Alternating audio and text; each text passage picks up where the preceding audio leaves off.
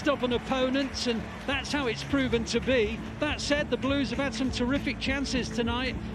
They had one in particular from Oscar Bobb that was cleared off the line by Ben Mee, a header from Bernardo Silva that whistled by the outside of the post. Not to say Brentford haven't had one or two good moments as well. Onyeka was through on goal but hit it straight at Ederson. And so at half-time, in a game that City could really do with winning, it is City 0, Brentford 0. Well, let's go back to the studio. Kit Symons and Shaun are in the company of Cel Spellman. Thanks for joining us back on Matchday Live. It's half-time at the Etihad Stadium. It's Manchester City 0, Brentford 0. Here to tuck into that first half action is Kit Symons and Shaun Goater. Shaun, what is your assessment of those first 45 minutes, please? Well, City, certainly I think it was about 30 to 35 minutes for City really started to get a bit into our groove and started creating more chances and opportunity.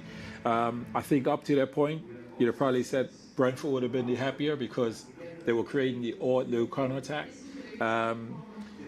Those balls that were just bypassing Rodri, then they were able to go and counter-attack and create little chances from theirs. But once we got to that point where City started creating I think it was Bernardo that had the opportunity with the cross, and Walker's headed across to him, and it's come at him, and we're thinking he should be hitting the target. But again, it's come at him that quickly. Is it slightly behind him? Probably not. I think he should have probably hit the target. But yeah, the last 15 minutes, certainly City would be a lot more happier with that, create more chances and keep going. Yeah, we definitely felt that in the stadium, Kit. I wonder, what would you attribute that to? What did you notice anything kind of City did that suddenly we were here and we're creating those chances? Just suddenly a little slight increase of tempo, ball speed a little bit quicker and creating openings, because I mean they're dropping off into a very deep 5-3-2 block, not much space. Yep. To play through them. And you can go out wide, but it's really wide, so there's not much point of doing that too much. So it's when we're working it around the edge of the box, it's maybe getting it to the next man very quickly, then he's got to get his shot away very quickly. We've seen, centre-backs taking shots from even further out than that. So when we do get our midfield players maybe on it, right on the edge of the box, it's getting those shots away quickly, and that's what we improved a little bit towards the end of the half, certainly. It's a little bit sharper, a little bit quicker ball speed. And we did create opportunities and a couple of really good ones. Yeah, let's dig into them then a little bit. I mean, one of the first ones that comes to my mind, Shaun, was it kind of came after a Phil Foden chance, but the Oscar Bobb off the line. It was a brilliant bit of defending from Brentford. Yeah, the balls come to him, and when Oscar Bobb's come onto it, I'm thinking go and strike it, and I think everyone's thinking go and strike it, but he actually goes and have a touch, and that really sells the defender, and it gives him the time to go in and then have the shot. And I think it's Ben Mee that saves it on the line. It's a brilliant save by him, because again at that point you're thinking this is a goal. Brilliant bit of play. City at that point was putting a little bit more pressure on them, asking more questions. Just unfortunate that Ben Mee was there. There was one as well, I think it was just before that, but it was this time Oscar Bobb teeing up Phil Foden. It was that kind of more quicker in tempo break, a Kanjian. I think it was the ball just behind Phil. It was so close, wasn't it, to it being perfect and another Phil Foden goal. Like I say, we created a lot of opportunities, and if we continue to do that, you're going to score. It will happen. You've got to keep believing and keep the faith in that. But yeah, there's been a few. I mean, as one just behind Haaland across, it was very difficult for him, but we all know what he is capable of doing, and so you expected almost something to happen, but it was a very, very difficult chance. So it's just maybe taking that little bit more care in and around the penalty box area. But you got a sense towards the end of the half that a goal was coming, certainly. Yeah, I think it would. Sorry, Shaun, you wanted to add? Yeah, I think because of the way, as Kit's pointed out, how they're playing as a 5-3-2 formation, there's different ways in how you break down a 5-3-2. And one of those ways we saw where Walker got round the back, and it was Rodri who hit that diagonal.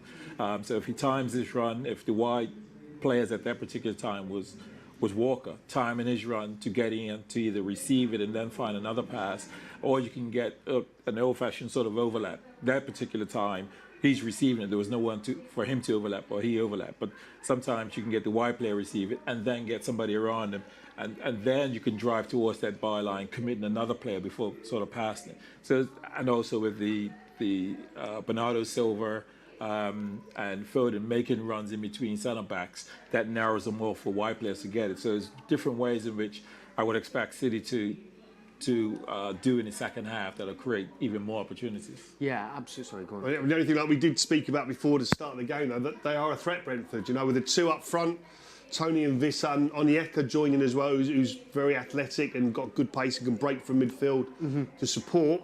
They will get opportunities and chances, you know, because they've got quality players. So, as much as it looks like there's a City goal coming, we need to keep that focus, concentration defensively, do the jobs, but then you'd expect goals to come. Goals to come, indeed. Right, let's take a little pause and let's turn to our games of the show. We're going to begin with your favourite, gents. City captain. So we did the first part of this to bring us up to 2009. We have to work out the City captains in order from 2009 onwards through their nationality, which is displayed to us through their flag. So I can't remember. We're starting off with where we finished off. Do we already know that first one, Gallery? Last one was Richard Dunn. So, okay, after Richard Dunn, who was it? Who can we go off that flag? Looks like the Irish flag, but it's the... I mean, if I give you it, I think you might get it. Yeah, go on. Ivory Coast. Oh, yeah, okay. There it is. Let's have a little look there. Oh, right, yeah, okay, yeah. No, it was his brother. Oh. It was Colo. That's my bad. I was sure it was Yaya, of course. Yeah. Signed from Arsenal, didn't he? Okay, next captain after Colo Torre. Argentinian. Tevez? Of course. Straight up. Zabaleta. Go on, Kit. Tevez, yeah. Straight up, lovely story. Yeah. I'm thinking Zaba. Yeah. Hey, what's happening? Zaba was captain, surely. Hey? I think we all know this next one, gents. After Carlos Tevez. Vinny. That's it. Shaun wasn't sure. No. I knew that was Vinny. Okay. After Vinny, who do we think? El Capitan. We're going to get this one In too. his final Got it? season. Spain, who is it? Silva, yeah. David. Come on. David. Okay, then followed Brazilian. Yeah. Go on. Fernandinho. There we go. Hey, Come on, baby. I'm coming back, baby. Hey. Following Fernandinho, I mean, arguably the most recent one from last season, we all know. Yeah, Gundogan, yeah. Gundogan there, of course, as well. And what a way to finish this season with the treble. Brilliant captain. Pep's first signing as well. And to round it off, captain tonight, I think we can all say this one, can't we, Mr. Tony Book. Skip, where's Skip? Come on, we need to go back a bit as well. Yeah, true. Tony Book in it. Hey, we'll bring you back and we can do. We'll do captains before the ones we did as well. Yeah. Finishing off with captains Kyle tonight. Walker, brilliant. Walker, Yeah. lovely stuff. Great game there, gents. And the other game that we play is Mystery Blue. So let me bring you our third and final clue. You've had 2 clues throughout our Matchday Live broadcast already, which I can recap with you now. The City legend is also a former manager of tonight's opponents. Second clue was this man is also a former teammate of Shaun to Kit Symons and Michael Brown, and that allowed our guests in the studio to get it. And this German great has managed 3 other English clubs in Wigan, Leeds and Fleetwood. So hopefully you at home have got some correct answers in. I'll read out a few names of people that get it right when we reveal the answer at full time. Before looking to the second half, Shaun, there was something I noticed at around 30 minutes.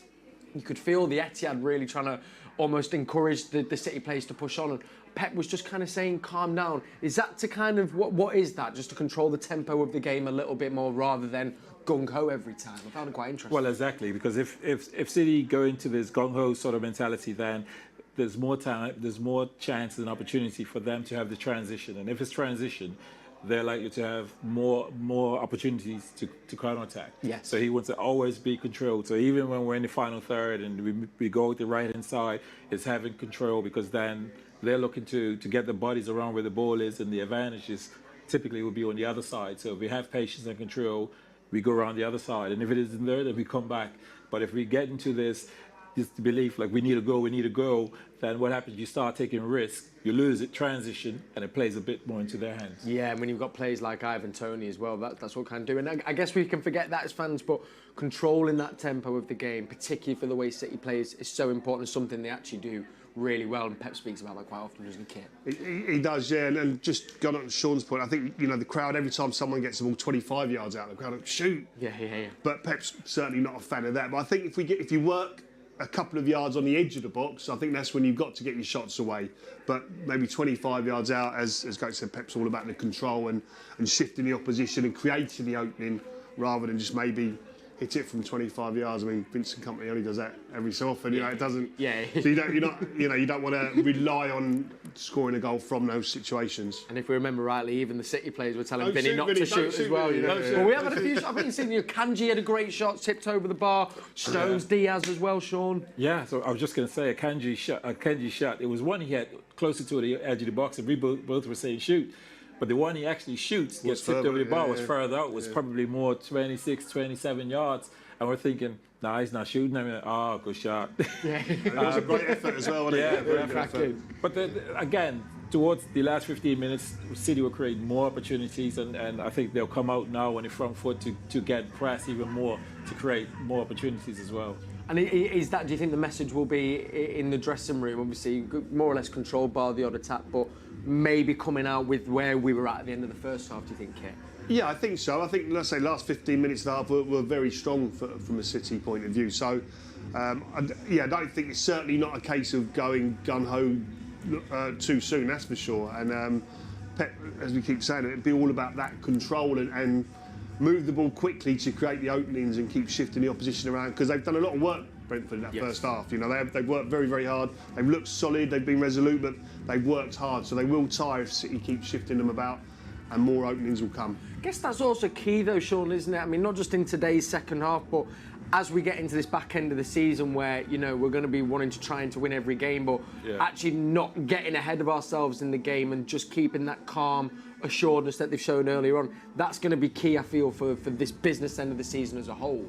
It is, definitely. And this is why the players need to have that calmness, because you don't need 15 minutes to score a goal. You know, it only takes a few seconds. So the way City keep the ball, we have a better chance and a better opportunity by putting together 2 or 3 passes, wait for that right time to then put that play in or produce that cross where we'll then find in Haaland on the end of a cross or something like that. It's funny, isn't it? I mean, we alluded to it to the start of the show, and I always ask potential maybe changes if we're still looking for that goal. It's hard not to look past the main man on the Yeah, exactly. And there's no space to play passes, but he'll find space. Bruyne comes on, he finds a pass that's not even there. You know, you're like, how's he even seen that? How can he even think about playing that ball? It wasn't on, but somehow he does. So, listen, if it keeps being cagey and tight like that, he's the perfect person to come on. He can unpick any lock, and unlock any defence. So reminiscent of the Newcastle goal, which of course Oscar Bobb got on the end too. Quick word on Oscar Bobb as well, Shaun. It's his full Premier League start tonight, playing out on the left. What have you made of him? Yeah, I've been really impressed again, because he's played a game which doesn't show like he needs to go and do some ultra brilliant performance. Sometimes he's received it, drawn players over, moved it back around the other side. Sometimes he's going at the defender, going to the byline and pulled it back, been unable to find the player because his pace of getting to the byline, it just needed another half a yard. But again, he's had a mature half, and he's not been thinking, every time I get it, let me just try to go across my player. It's been really balanced. Absolutely. Well, listen, that's it from us here in the studio. The boys are in the tunnel, so we're going to hand back over to Alistair Mann, who's got commentary on the City app. And please do come join us at full time. Look at that there, some last-minute tactics to Oscar Bobb and Phil Foden from Pep Guardiola. We'll be back at full time. We'll be revealing the mystery blue and all, of course, hopefully talking about Manchester City win, closing that gap to 1 point. Thanks for watching. See you at full time.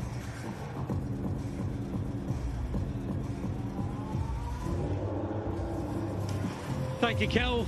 Warm welcome back to the Etihad Stadium. Brentford enter the field first. It doesn't look as though they've made any changes at half-time. Saw a shot on our monitor of the City players in the tunnel, and they don't look as though there's any changes there either.